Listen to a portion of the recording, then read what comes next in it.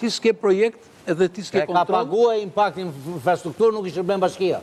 Të lutem. Jo, s'ke magjistrat. 15% ka paguar. Ka paguar më qimet e kokës. S'ke magjistrat. Ka paguar, ka paguar rrugën, i ka paguar të gjitha. Jo, Dhe ti vazhdojnë me ato rrugë, jo të lutem. Këtë e fushë e njoh mirë. Ka bërë vete që ka marrë parasysh gjykata kushtetuese në ligjin urbanistikës.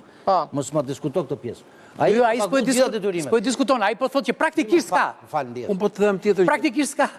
Saktë ska, jo. Për gjithë bashkia pra. Asi gjë nuk Do me thënë që ta shpjegojmë me para publikut.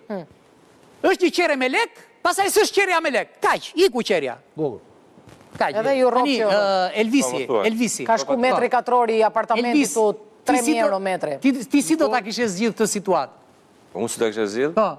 Tani në Evropë ka diçka shumë interesante. Bizneset që janë të lidhura në pallate me banor, janë detyrimisht të siguruar nga zjarri, nga tërmeti, patjetër, sepse nga që janë aktivistë gatëror, sidomos marketet që janë poshtë pallateve duhet të kenë sigurim. Edhe ndaj përgjegjësisë civile, okay? Banori mësandej ka ca vende që janë me detyrim, ka ca vende që janë me detyrim. Po normalisht gjithë banorët, se në Evropë nuk ekziston termi detyrim.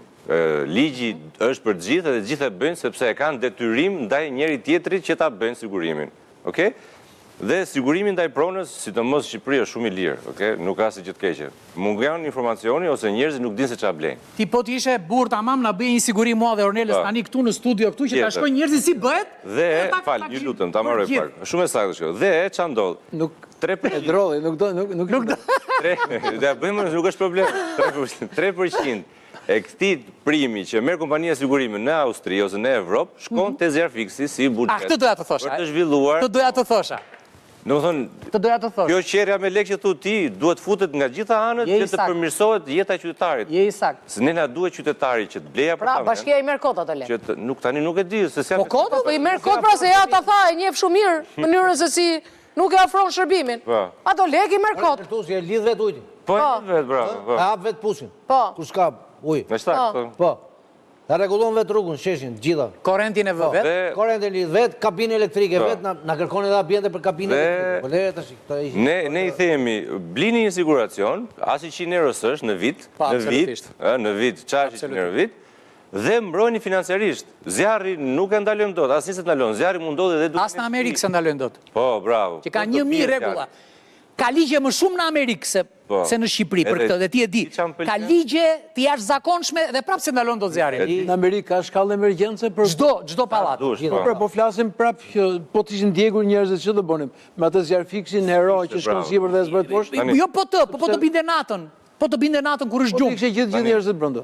Sigurimi tjetër gjë.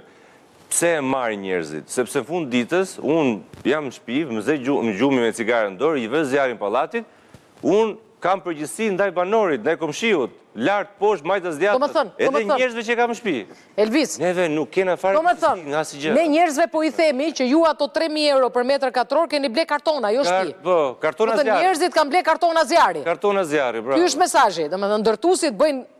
Edhe shqyqysh që ndodhin ditën, se s'ka njëri në shtëpi ditën. Po pra po, e thamë atë. Faj, çfarë të bëri për shtypjet e Zjarfikset? Ja do ta them, po do ta them, me metër katror ne